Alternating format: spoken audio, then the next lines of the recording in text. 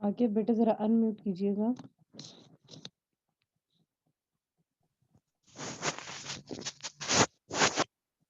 अस्सलाम वालेकुम। वालेकुम अस्सलाम। अच्छा बेटा मुझे ये बताइए कि लास्ट टाइम हमारी डिस्कशन कहाँ पे क्लोज हुई थी? मैम हमने वो फोर वेरिएबल वाला ये मैप कर लिया था। ठीक है, थैंक यू। तो आज हमने 5 वेरिएबल के मैप करना है, एसओपी भी, और उसके बाद हमने पीओसी भी डिस्कस करना है। मैं आप लोगों के साथ पहले 5 वेरिएबल के मैप डिस्कस कर लेती हूँ। इसके लिए अगर मैं आप लोगों को एक ट्रुथ टेबल दिखाऊं।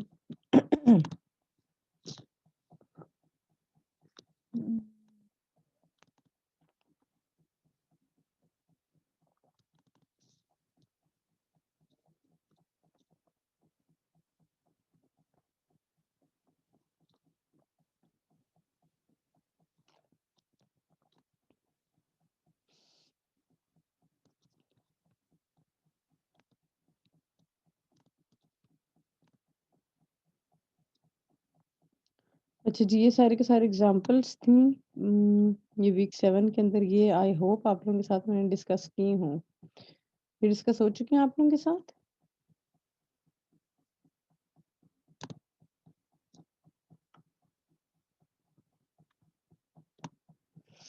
खुबैब की तरह, खुबैब था ना लास्ट क्लास में। खुबैब अनम्यूट कीजिए बेटे। अस्सलाम वालेकुम मैम। वालेकुम अस्सलाम। अच्छा बेटे अभी आपको वर्ड की फाइल शो हो रही होगी। ये एग्जांपल्स मैंने आप लोगों के साथ डिस्कस की थी इस लेसन प्लान की। हाँ जी मैम, आपने हमें बताया था ठीक है, थैंक यू। एक एक्स्ट्रा हम्म, सारों का ठीक बताया। है, ठीक हो गया। तो हम फिर डायरेक्ट 5 वेरिएबल के ऊपर आ जाते हैं।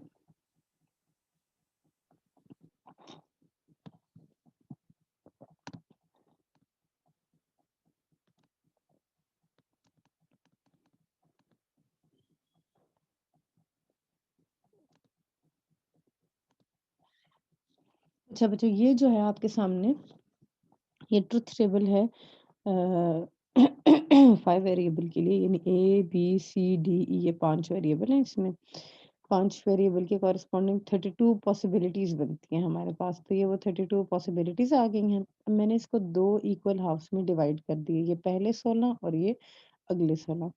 अब अगर आप थोड़ा सा गौर करें तो जो पहले 16 हैं उनमें जो बी सी डी और ई की वैल्यूज हैं, मैं रिपीट कर रही हूँ, जो पहले 16 वाला हाफ मैंने बनाया है उसमें जो बी सी डी और ई की वैल्यूज हैं, अगले 16 में भी एग्जैक्टली वही वैल्यूज उसी सीक्वेंस से आ रही हैं।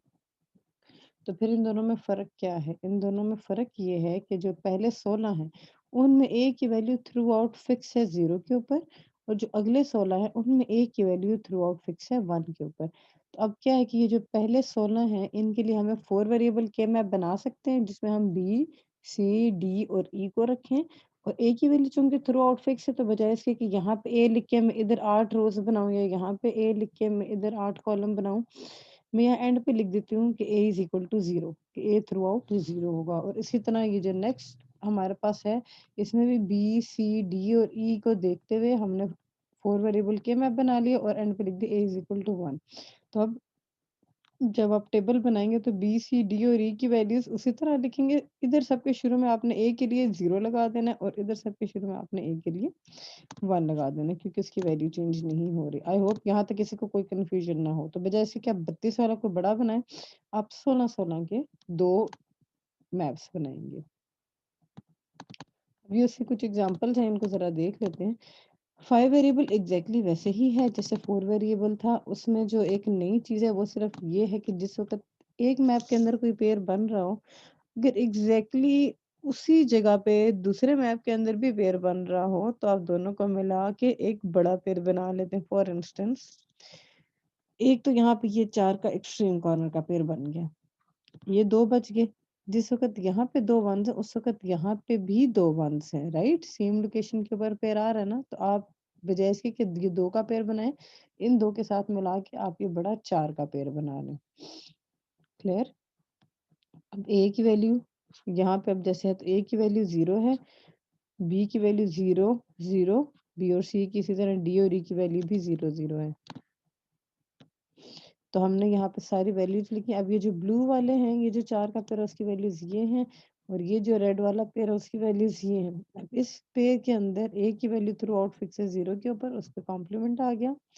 सी की वैल्यू भी फिक्स है 0 के ऊपर, उसके ऊपर भी कॉम्प्लीमेंट आ गया। ई की वैल्यू भी फिक्स है 0 के ऊपर, तो उसके ऊपर भी कॉम्प्लीमेंट आ गया। जो ये 4 का ब्लू वाला पेयर है इसमें देखिए ए तो वैसे ही निकल जाएगा क्योंकि इन दो में ए की वैल्यू 0 है, इन दो में ए की वैल्यू 1 है, वो चेंज हो रही है तो वो नहीं आएगी। तो जो बाकी की वैल्यूज है उनमें से बी, सी और ई ऐसे हैं जो कि फिक्स हैं और तीनों 0 हैं, तीनों पे कॉम्प्लीमेंट आ गया। एसओपी था इसलिए एंड के ऊपर ये टर्म्स आपस में प्लस हो जाएंगे। इस एग्जांपल में किसी को कोई कंफ्यूजन है तो प्लीज मुझे बताइए। रेज योर हैंड अगर किसी को कोई इश्यू है तो।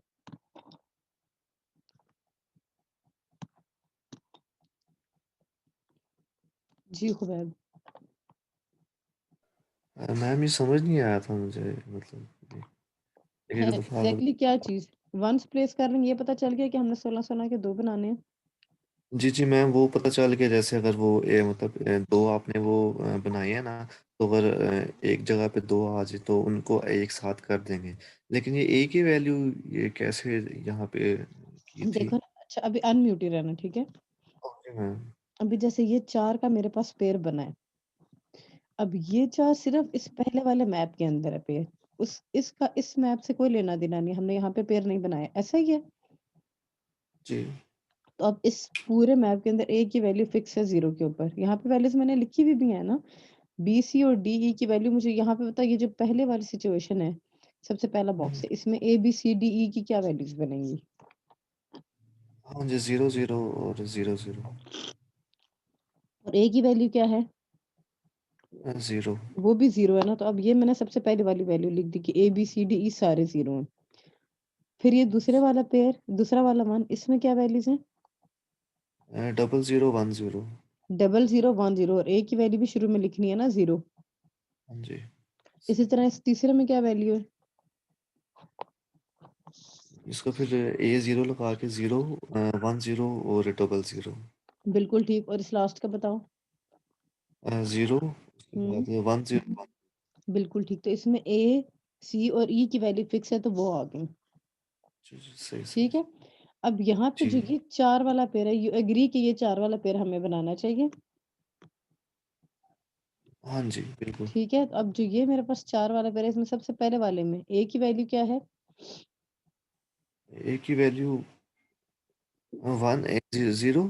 हाँ ए की वैल्यू इस मैप में है ना, तो ए की वैल्यू 0 है। बी सी और डी ई की क्या वैल्यूज हैं, 00 00। हाँ इसमें क्या वैल्यूज हैं A B C D E की, 000 10। बिल्कुल ठीक। इसमें क्या वैल्यूज हैं, अब यहाँ पे ए 1 हो हाँ गया।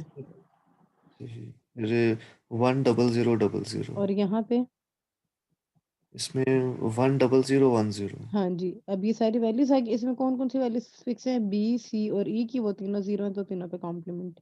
ये चेंज हो रहा है ना, तो वो नहीं आएगा, फिर ये जी वैल्यूज जी। प्लस हो गई। ठीक हो गया। हाँ सही। जी जी सही हो गया मैम, थैंक यू। चलिए ठीक है, गुड। अच्छा जी, अभी नेक्स्ट एग्जांपल की तरफ चलते हैं। अच्छा अब यहाँ पे मैंने एक क्वेश्चन नहीं लिखी, यहाँ पे सिर्फ आपको मैंने पेयर्स की प्रैक्टिस करवानी थी। तो अब यहाँ पे देखें, ये 4 वंस अगर यहाँ ऊपर होते तो फिर हम ये 8 का पेयर बनाते, या ये 4 वंस यहाँ नीचे होते फिर ये हम 8 का पेयर बनाते। ये सेम लोकेशन पे नहीं है, मेहरबानी करके ये एक्सट्रीम कॉर्नर्स का पेयर ना बनाइएगा, क्योंकि ये अलग साइड पे है, ये अलग साइड पे है। अगर ये सेम साइड के ऊपर होते तो फिर हम इनका पेयर बना सकते थे। तो इसलिए एक ये ब्लू वाला 4 का पेयर बना, एक ये रेड वाला 4 का पेयर बना, पीछे बच गए ये 2। जिस वक़्त यहाँ पे 2 वन्स हैं, उस वक़्त यहाँ पे भी 2 वन्स हैं। तो बजाय इसके कि हम 2 वाला पेयर बनाएँ, हम एक बड़ा 4 वाला पेयर बना लेंगे। तो अब जो रेड वाला है उसमें ए की वैल्यू क्या है, थ्रू आउट 1 है। यहाँ पे वैल्यूज़ लिखी हुई भी हैं। ये वो 0 0 0 0, इसी तरह 0 0 0 1, 0 0 1 1 और 0 0 1 0। इसको और बढ़ा देती हूँ। इधर से जो वैल्यूज आ गई मेरे पास, ए की वैल्यू 1 है, बी और सी की वैल्यू 0 है, तो उन दोनों पे कॉम्प्लीमेंट, ये दोनों वैल्यूज चेंज हो रही हैं। फिर जो ये मेरे पास 4 का पेयर है, इसमें ए की वैल्यू फिक्स है 0 के ऊपर। फिर बाकी की वैल्यूज भी इसी तरह हम नोट करें तो ए बी और सी ये 3 वैल्यूज फिक्स हैं। ए और सी 0 है तो उनके ऊपर कॉम्प्लीमेंट आ गया, और जो बी है उसकी वैल्यू 1 है हमारे पास, तो उस पर कॉम्प्लीमेंट नहीं आएगा। और जो ये 2 और ये 2 मिलके 4 वाला एक पेयर बना, इसमें ए की वैल्यू तो वैसे ही निकल गई क्योंकि इन दो में ए 0 है, इन दोनों में ए 1 है। तो जो बाकी की वैल्यूज थी मेरे पास उनमें से बी, सी और डी ये 3 वैल्यूज फिक्स हैं। बी 1 है तो उस पे कॉम्प्लीमेंट नहीं आएगा, सी और डी 0 है तो उन पे कॉम्प्लीमेंट आ जाएगा। फिर इन तीनों वैल्यूज को हमने कर दिया प्लस। अच्छा जी, उसके बाद हम आ जाते हैं पीओएस के ऊपर। जी, आकिब का सवाल है कोई? जी बेटा बताइए। मैम ये तो अपने टेबल में भी वो स्ट्रीम कार्नर वाला बन रहा है दूसरे टेबल में। हाँ, आप वो भी बना सकते हैं। आप बेशक इसको इसके साथ ना बनाएं, गुड क्वेश्चन। आप इसको इसके साथ ना बनाएं, आप इसको इसके साथ बना लें तब भी चलेगा।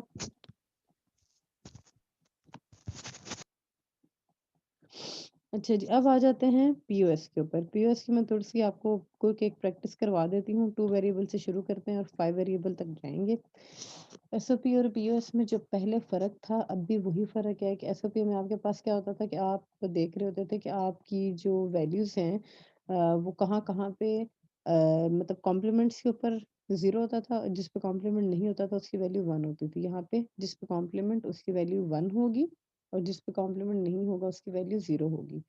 वहाँ पे आप मैप में 1 लगाते थे, यहाँ पे आप मैप में 0 लगाएँगे। पेयर्स एग्ज़ैक्टली उसी तरह बनने हैं, वैल्यूज़ कॉमन आपने उसी तरह निकालनी है। अब जो आपने कॉमन वैल्यू निकाली अगर वो 1 है तो उसपे कॉम्प्लीमेंट आएगा, 0 है तो उसपे कॉम्प्लीमेंट नहीं आएगा। यानी एसओपी का सारा उलट कर देना, 1 की जगह 0, 0 की जगह 1। पहले आप टर्म्स को वेरिएबल्स को मल्टीप्लाई करके ऐड करते थे, अब आप उनको ऐड करके फिर टर्म्स को मल्टीप्लाई करेंगे। तो कुछ एग्जांपल्स देख लेते हैं 2 वेरिएबल में। ये मेरे पास सबसे पहली एग्जांपल है। अब यहाँ पे इक्वेशन स्टैंडर्ड है, कोई टेंशन नहीं है। 2 वेरिएबल है इसलिए हमने 2 वेरिएबल के मैप बना लिया है। यहाँ पे ए और बी दोनों कॉम्प्लीमेंट हैं, दोनों की वैल्यू 1 होगी। यहाँ ए की वैल्यू 0 और बी की वैल्यू 1।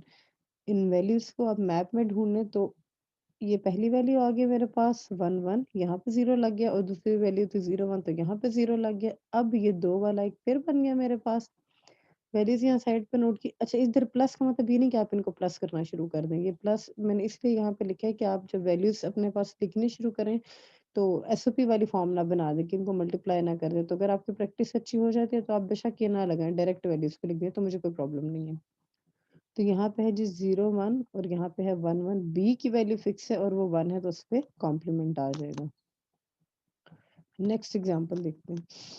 ये दोनों कॉम्प्लीमेंट के बगैर हैं तो दोनों 0 हो जाएँगे। यहाँ पे 0 आ गया, नेक्स्ट वैल्यू है 0 1, यहाँ पे 0 आ गया, नेक्स्ट वैल्यू है 1 1, यहाँ पे 0 आ गया। अब 3 वाला पेयर तो बनने से रहा तो एक ये 2 वाला पेयर बन गया और एक ये 2 वाला पेयर बन गया। जो ये 2 वाला पेयर है उसके लिए वैल्यूज़ यहाँ पे लिखी हैं 0 0 0 1 और जो ये 2 वाला पेयर है वर्टिकली इसकी वैल्यूज़ है 0 1 और 1 1 तो वो यहाँ पे लिख दी। यहाँ पे ए की वैल्यू फिक्स है और वो 0 है, उस पे कॉम्प्लीमेंट नहीं आएगा। यहाँ पे बी की वैल्यू फिक्स है और वो 1 है, उसके के ऊपर कॉम्प्लीमेंट आ जाएगा। और आपको पता है एसओपी में आप एंड पे टर्म्स को प्लस कर रहे होते थे तो पीओएस में आप उनको मल्टीप्लाई करेंगे। ये इसका आंसर आ गया। अब आ जाते हैं 3 वेरिएबल पीओएस के ऊपर। ये 3 वेरिएबल की एग्जांपल है हमारे पास। मैंने सारे इक्वेशन स्टैंडर्ड अज्यूम की हैं, तो एग्जाम में अगर नॉन स्टैंडर्ड इक्वेशन आई तो मैंने आपको सिखाया है कि आपने इसको स्टैंडर्ड कैसे बनाना है। दूसरे जितने भी अभी तक हमने टॉपिक्स डिस्कस किए हैं उन सब के लिए हेल्पिंग वीडियोस रिकॉर्डेड सेशंस मैंने अपलोड कर दिए हैं एलएमएस के ऊपर। तो जिस किसी टॉपिक में कंफ्यूजन हो उसका आप लोग देख लीजिएगा। अभी जो आप लोगों की क्लास हो रही है ये 5 वेरिएबल भी मैं अपलोड कर दूंगी उसके ऊपर। अच्छा जी, अब यहाँ पे वैल्यूज क्या है 0 0 1 0 1 1 0 1 0।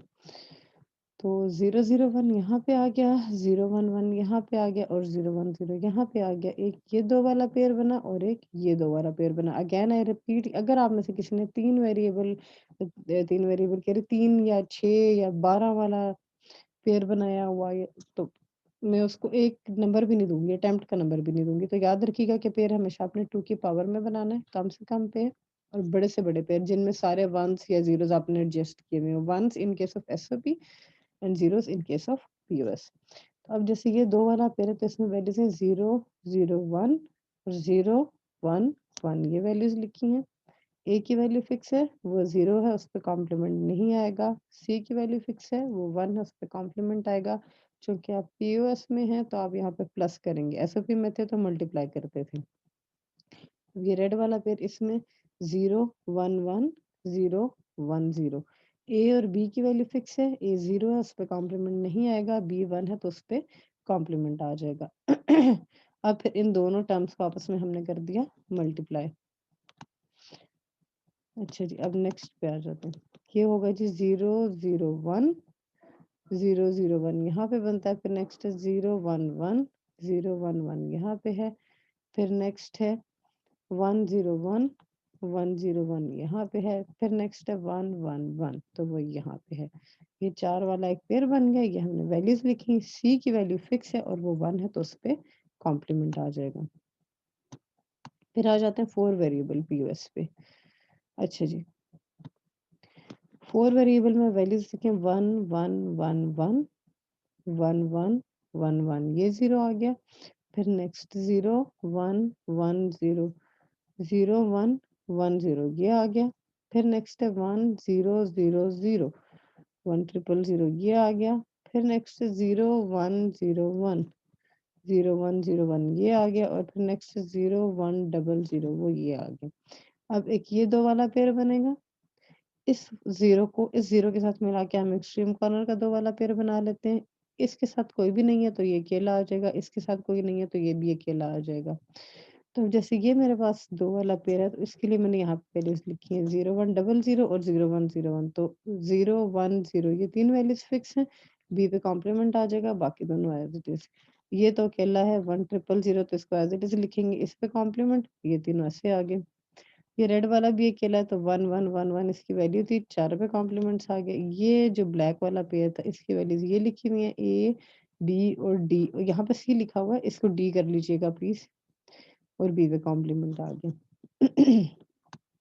अच्छा जी, नेक्स्ट एग्जांपल करते हैं।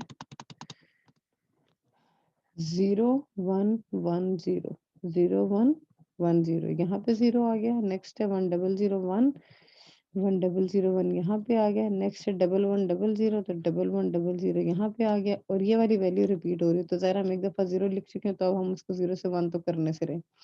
अब ये भी तीनों किसी के साथ पेयर अप नहीं होते तो आप इन तीनों को अलग रखेंगे और इनको एज इट इज लिखेंगे जो इनके बॉक्सेस में वैल्यूज बनती है। ये नहीं कि आपके कि इनका पेयर ही नहीं बन रहा तो छोड़ो इनको फेंक दो, ऐसे नहीं होता। तो यहाँ पे वैल्यूज क्या आ जाएंगी, A plus B complement plus C complement plus D. इसके लिए क्या आ जाएगा, A complement plus B complement plus C plus D. इसके लिए आ जाएगा A complement plus B plus C plus D complement, और ये तीनों टर्म्स आपस में हो गई मल्टीप्लाई। अब आ जाते हैं 5 वेरिएबल पीओएस की तरफ। 5 वेरिएबल में जो इक्वेशन थी 0 0 1 0 0, ए की वैल्यू 0 इसका मतलब पहले वाला है, तो 0 1 0 0 0 1 0 0 यहाँ पे आ गया। फिर नेक्स्ट है 0 1 1 0 0 0 इस मैप में आएंगे, 1 1 0 0 ये आ गया। फिर नेक्स्ट ए की वैल्यू 1 है, इस मैप में आएंगे 0 1 1 0 0 1 1 0 यहाँ पे आ गए। और नेक्स्ट ए की वैल्यू 1 है दोबारा इस मैप में 1 1 1 0 1 1 1 0 यहाँ पे आ गए। अब देखें इनकी लोकेशन सेम नहीं है, ये ना कह दीजिएगा कि आपस में एक्सट्रीम कॉर्नर्स है, नो, सेम लोकेशन पे होना मस्ट है। तो अगर तो ये दो जीरोस यहाँ पे होते या ये दो जीरोस यहाँ पे होते फिर हम ये 4 का एक पेयर बनाते, लेकिन ऐसे सिचुएशन नहीं है, इसलिए ये 2 का एक अलग पेयर बनेगा और ये 2 का एक अलग पेयर बनेगा। इनकी वैल्यूज लिखी हैं तो यहाँ पे ए की वैल्यू फिक्स है, सी की वैल्यू फिक्स है, डी और ई की वैल्यू फिक्स है। सी 0 था, सी 1 था तो उसके ऊपर कॉम्प्लीमेंट आएगा, बाकी सारे जीरो से तो वो एज इट इज आ जाएंगे क्योंकि आप पीओएस में हैं। जो रेड वाला पेयर उसमें ए सी डी और ई की वैल्यूज फिक्स हैं। ए 1 है उस पर भी कॉम्प्लीमेंट, सी 1 है उस पर भी कॉम्प्लीमेंट, डी 1 है उस पर भी कॉम्प्लीमेंट, ई 0 है तो उस पर कॉम्प्लीमेंट नहीं आएगा और फिर ये टर्म्स आपस में मल्टीप्लाई होगा। सेकेंड एग्जाम्पल 0 0 1 0 1 ए की वैल्यू 0 है, हम इस मैप में आएंगे 0 1 0 1 0 1 0 1 यहाँ पे आ गए। ए की वैल्यू 0 दोबारा इस मैप में 1 1 0 1 1 1 0 1 यहाँ पे आ गए। फिर ए की वैल्यू 1 इस मैप में 0 1 0 1 0 1 0 1 यहाँ पे आ गए। ए की वैल्यू 1 इस मैप में 1 1 0 1 1 1 0 1 यहाँ पे आ गए। अब देखें ये दोनों एग्जैक्टली सेम लोकेशन में, अब हम 4 का एक पेयर बनाएंगे। उसकी सारी वैल्यूज नोट की, सी डी और ई की वैल्यूज फिक्स हैं, सी और ई की वैल्यू 1 है तो उनके ऊपर कॉम्प्लीमेंट आ जाएगा, डी 0 उस पर कॉम्प्लीमेंट नहीं आएगा। तो यहाँ पे हमारा सारा कंक्लूड हो गया 4 and 5 वेरिएबल तक for both SOP and POS. अब जो अगली चीज हमने डिस्कस करनी शुरू करनी है that is combinational circuit designing. अभी तक जो हमने डिस्कस किया उसमें किसी को कोई कंफ्यूजन है तो प्लीज मुझे बताएं। ठीक है, तो इसकी आप लोगों ने अच्छे से प्रैक्टिस करनी है ताकि आप लोग इसको अटेम्प्ट कर सकें। अच्छा, जो कॉम्बिनेशनल सर्किट डिजाइनिंग है उसको मैं आपको सिखाती हूँ। ये बहुत इंपॉर्टेंट टॉपिक है, आपके पेपर में सबसे ज्यादा वेटेज का सवाल जो है वो यहीं से आएगा। अटेंडेंस की बच्चों जिसकी भी जिम्मेदारी है प्लीज अटेंडेंस लगा लें अपने पास।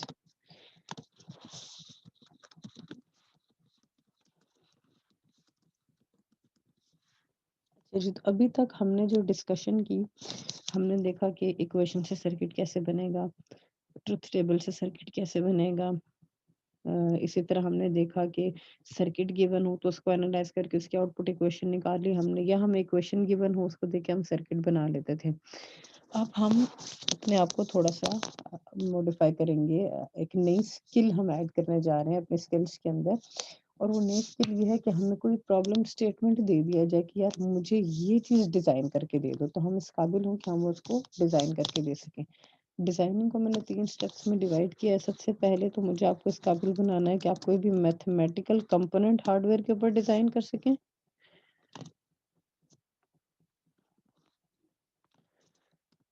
अच्छा, उसके बाद फिर जो दूसरी चीज़ है वो ये कि आप कुछ जनरल पर्पस कंपोनेंट्स बनाने सीख जाएं।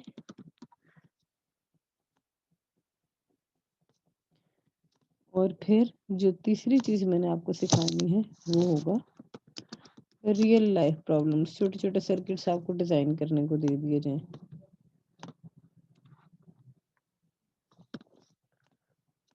तो ये 3 चीज़ें हैं जो हमने डिस्कस करनी है। यानी सबसे पहले तो आप इस काबिल हैं कि आप मैथमेटिकल कंपोनेंट्स डिज़ाइन कर सकें।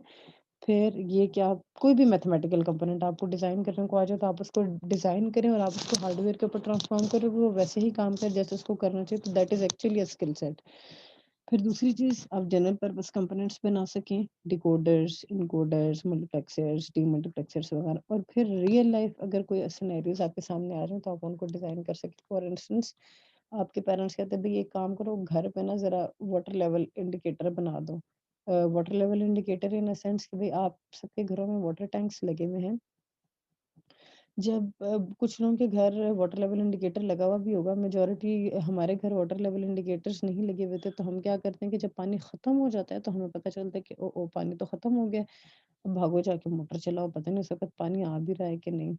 और इसी तरह जब पानी भर जाता है, वो गिरना शुरू हो जाता है, तो फिर दौड़ लग जाती है कि जाके कोई मोटर बंद करके आए। Water level indicator human effort को बीच में से खत्म कर देते हैं। खत्म किस तरह से कर देते हैं कि आपके वाटर टैंक के अंदर 2 सेंसर्स लगे हुए होते हैं, एक मिनिमम लेवल के ऊपर और एक मैक्सिमम लेवल के ऊपर। यानी बजाय इसके कि बिल्कुल वाटर टैंक आपका खाली हो जाए और आपको पता चले, आप एक मिनिमम लेवल डिफाइन कर देते हैं।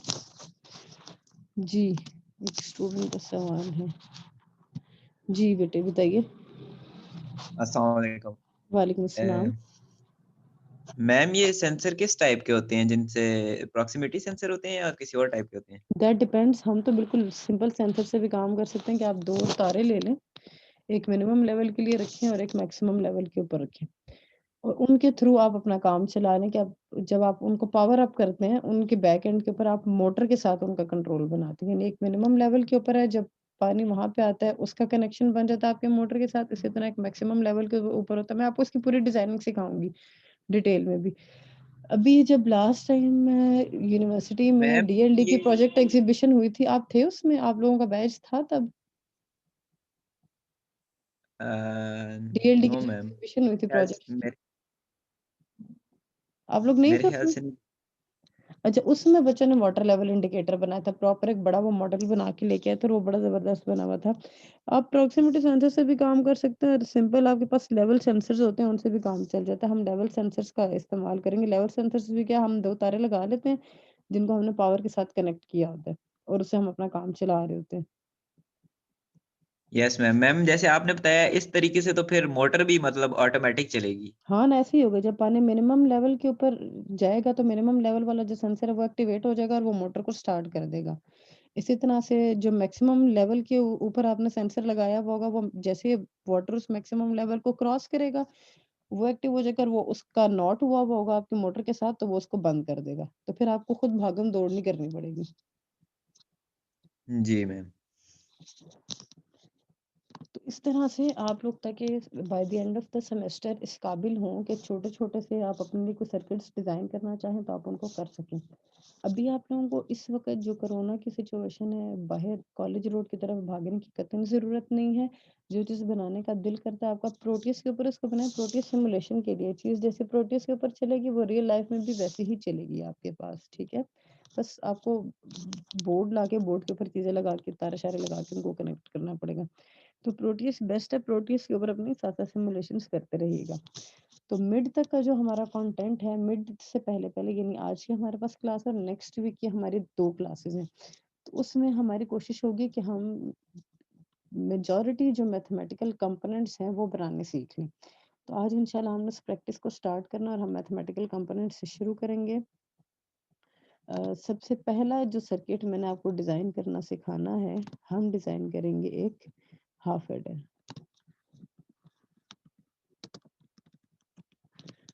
तो हाफ एडर से हमने शुरू करना है। हाफ एडर का काम करते हैं जब भी कोई सर्किट आपको डिज़ाइन करने के लिए आएगा तो अगर आपको उस सर्किट की फंक्शनैलिटी पता है तो फिर तो कोई इश्यू नहीं है। फॉर इंस्टेंस मैं आपको एग्ज़ाम में कहते हैं सर्किट बनाएँ जो 2 नंबर्स को ऐड करे या एक सर्किट बनाएँ जो यूज़र से इनपुट ले और इनपुट पे जो भी नंबर हो उसमें 1 का या 2 का इंक्रीमेंट करे। तो आपको पता है इंक्रीमेंट मतलब जो भी इनपुट है उसमें 1 या 2 प्लस कर देना है। उसमें कोई मुश्किल बात नहीं, लेकिन अब जैसे हो सकता है आप में से कुछ लोग हों जिनके लिए हाफ एडर एक नई टर्म हो, तो जब कोई इस तरह की टर्म आएगी तो मैं उसके साथ एक्सप्लेन भी करूँगी कि वो टर्म क्या काम करती है, तो परेशान होने की ज़रूरत नहीं है। आपको पूरी फंक्शनैलिटी बताई जाएगी चीज़ की, आपके ऊपर हम रिलाई नहीं करेंगे। हाफ एडर का काम ये होता है कि एक वक़्त में 2 बिट्स को ऐड करता है।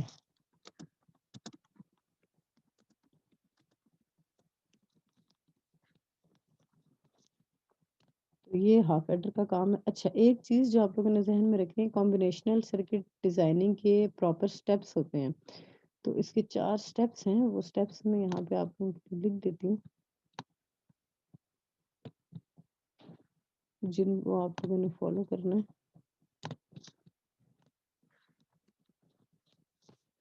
जो सबसे पहला स्टेप है, वो होता है ब्लॉक डायग्राम। ब्लॉक डायग्राम में आप सिर्फ जनरल बता रहे होते हैं कि आप जो भी सर्किट डिज़ाइन करने जा रहे हैं, उसमें इनपुट्स कितनी होंगी, क्या-क्या होंगी, आउटपुट्स क्या-क्या, मैं ये स्टेप्स लिख लेती हूँ, आपको वन बाय वन मैं बताती हूँ।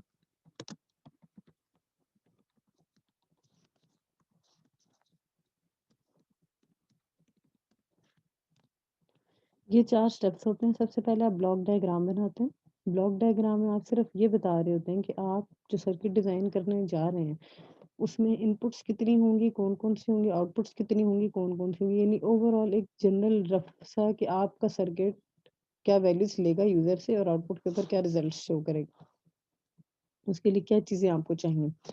उसके बाद नंबर 2 पे आ जाता है ट्रुथ टेबल। आपके प्रोजेक्ट की सारी लॉजिक ट्रुथ टेबल में होती है। इसमें आप बता रहे होते हैं कि आपका सर्किट कैसे बिहेव करेगा। तो ये स्टेप सबसे ज़्यादा इम्पोर्टेंट है, सारा काम इसी स्टेप के ऊपर होता है। यानी फॉर इंस्टेंस आप एक सर्किट बना रहे हैं जो 2 नंबर्स को ऐड करता है, तो अगर आप 2 + 2 4 होता है, अगर आपने ट्रुथ टेबल बनाते हुए 2 + 2 5 लिख दिया है, तो आपको आपका सर्किट 2 + 2 5 ही देगा, वो 4 नहीं देगा। तो इसलिए इस स्टेप में आपकी सारी की सारी लॉजिक होती है, इस स्टेप को आपने बहुत केयरफुली करना है। उसके बाद तीसरे नंबर पे आ जाता है सिंप्लीफाइड इक्वेशंस, यानी आपने जो ट्रुथ टेबल बनाया उससे आप आउटपुट की इक्वेशंस एक्सट्रैक्ट कर लेते हैं, उनको के मैप से या बूलियन अलजेब्रा से सिंप्लीफाई कीजिए और फिर एंड के ऊपर जो इक्वेशंस आएंगी उन इक्वेशंस को देख के आप सर्किट बना दें। अब वो सर्किट एग्जैक्टली वैसे ही बिहेव करेगा जैसे आपने ट्रुथ टेबल में उसको बिहेव करने के लिए कहा था। तो हम एक हाफ एडर बनाते हैं। सबसे पहला स्टेप है ब्लॉक डायग्राम। तो मैं इसकी ब्लॉक डायग्राम बनाती हूँ यहाँ पे आपके लिए। मैंने भी आपको बताया कि हाफ एडर का काम है कि इसने एक वक़्त में 2 बिट्स को ऐड करना है। तो हम एक बॉक्स बनाते हैं और हम उसके बीच में लिख देते हैं कि इस बॉक्स का काम क्या होगा जी, ये बॉक्स होगा हमारा हाफ एडर का और हाफ एडर एक वक़्त में क्या करता है वो 2 बिट्स को ऐड करता है। एक बिट को मैं ए का नाम दे देती हूँ और दूसरी बिट को मैं बी का नाम दे देती हूँ। आपको हाफ एडर ने करानी है इनकी एडिशन। इस तरफ इनपुट्स आएंगी, इस तरफ आउटपुट्स आ जाएंगी। तो पहली इनपुट, दूसरी इनपुट, इन इनपुट्स को मैं नाम दे देती हूँ। एक इनपुट है ए और दूसरी इनपुट है मेरे पास बी।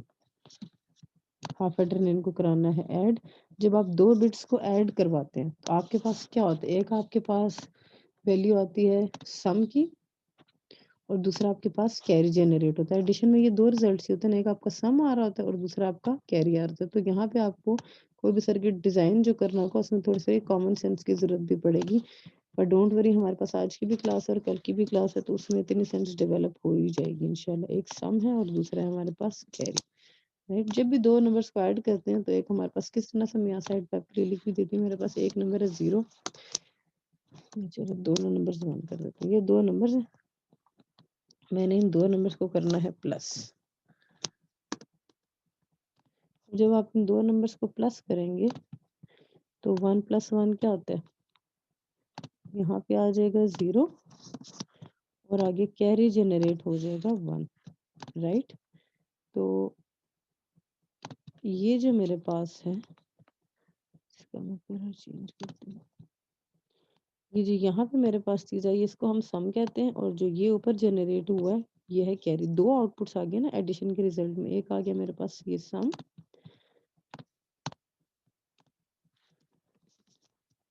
और दूसरा आ गया मेरे पास यहाँ पे कैरी। तो दो आउटपुट्स हैं इसलिए ये दो आउटपुट्स आ गए, ठीक है। इसका प्लीज स्क्रीनशॉट ले लीजिए। अच्छा, अब हम आते हैं स्टेप नंबर 2 की तरफ और स्टेप नंबर 2 है, मैं नेक्स्ट पेज पे जाने लगी हूँ, ठीक है। ओके, तो अब ट्रुथ टेबल बनाते हैं इसको।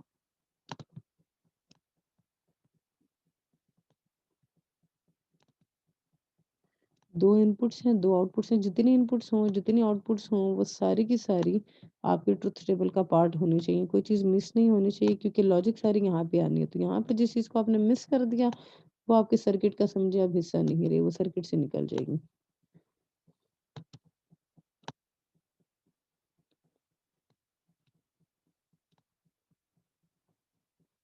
अच्छा जी, इस स्टेप का नाम भी दे देती हूँ मैं, ये स्टेप नंबर 2 है, ट्रुथ टेबल।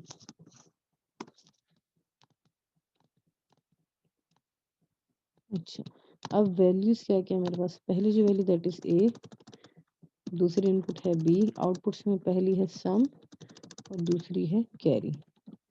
अच्छा जी, इनपुट्स और आउटपुट्स के कॉरेस्पॉन्डिंग जब आप वैल्यूज लिख रहे होते हैं आपने देखना था जो आपको इनपुट्स दी हुई हैं उनमें क्या क्या वैल्यूज हैं, सारी की सारी आपके ट्रुथ टेबल का पार्ट होनी चाहिए। तो अब जैसे दो इनपुट्स हैं तो चार पॉसिबिलिटीज बनती है ना, वो सारी वैल्यूज लिख लें और हर एक के कॉरेस्पॉन्डिंग फिर बताएं कि आउटपुट क्या होनी चाहिए। 0 1, तीसरी आ जाएगी 1 0 और चौथी आ जाएगी वैल्यू 1 1, राइट। ये चार वैल्यूज पॉसिबल है ना। अब हर एक के ऊपर रिजल्ट्स, लेकिन 0 + 0 क्या होता है, 0 होता है, कोई कैरी जनरेट नहीं होता, मतलब कैरी की वैल्यू 0 है।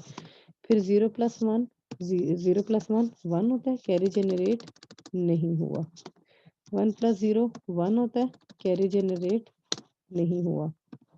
और 1 + 1 अभी पिछले पेज पे मैंने आपके साथ किया था, सम में 0 होता है और कैरी 1 जनरेट हो जाता है। यहाँ तक किसी को कोई कंफ्यूजन? अब ये सारी की सारी आपकी लॉजिक है। अब आपने करना ये होता है कि जितनी भी आउटपुट्स हैं हर आउटपुट के लिए आपने इक्वेशन बनानी होती है। तो यहाँ पे मेरे पास दो आउटपुट्स हैं तो दो इक्वेशंस आएंगी। तो अब जो तीसरा स्टेप है हमारे पास दैट इज कि हमने अब सिंप्लीफाइड इक्वेशंस बनानी है।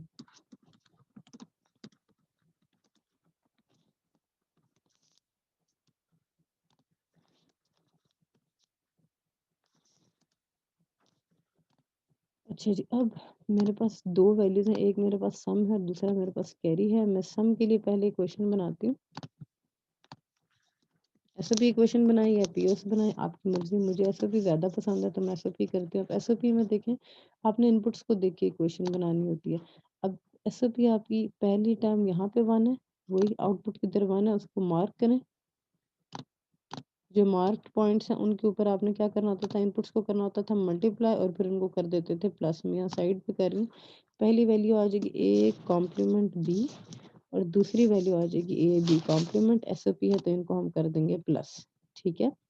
अच्छा, अब ये ऑलरेडी सिंप्लीफाइड है, ये सिंप्लीफाई नहीं होगी, आप इसको चेक भी कर सकते हैं 2 वेरिएबल के मैप में पुट करके। ये डायगोनल वाली सिचुएशन बन रही है, देख के पता चल रहा है। अब कैरी के लिए बनाते हैं। कैरी मेरे पास यहाँ पे 1 है, तो अब जब कैरी के लिए भी इक्वेशन बनाएंगे तो इनपुट्स को देखिएगा, ये ना हो साथ सम वाले टर्म को भी मल्टीप्लाई कर दें, सिर्फ इनपुट्स को देख के इक्वेशन बनती है।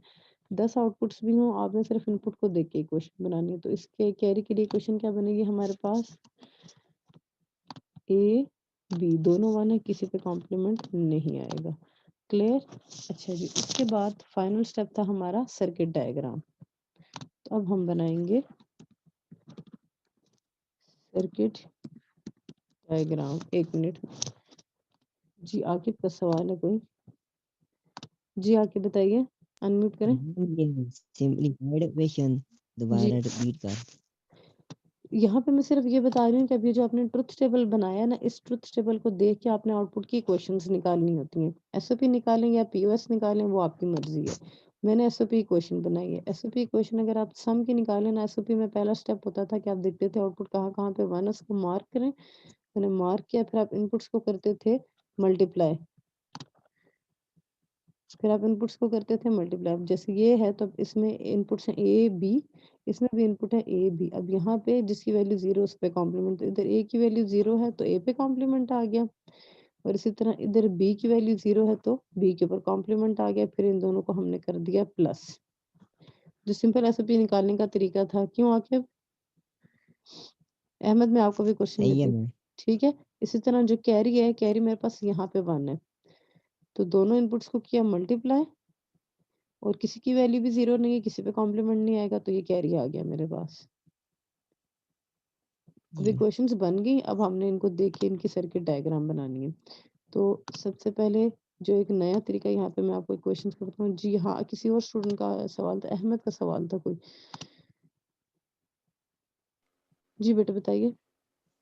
मैम ये एसओपी में हम 1 को देखते हैं और पीओएस में हम जीरोस को देखते हैं। जी बेटे बिल्कुल ऐसा ही, आप ठीक कह रहे हैं। अगर जीरो की इक्वेशन बनानी हो तो जहाँ जहाँ जीरो होगा वो चीजें आएंगी।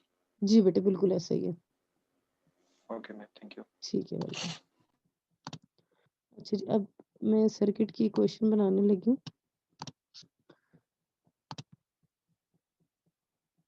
तो बल्कि इक्वेशन ना मैं आप लोगों को प्रोटीज पे बना के दिखाती हूँ। इसकी सर्किट डायग्राम मैं प्रोटीज पे आप लोगों के लिए बनाती हूँ। ये सेशन हमारा ख़त्म होने वाला है, आप प्लीज़ इसकी अपने पास इक्वेशंस की वो बना लें, स्क्रीनशॉट बना लें, और फिर हम दोबारा सेशन को शुरू करते हैं।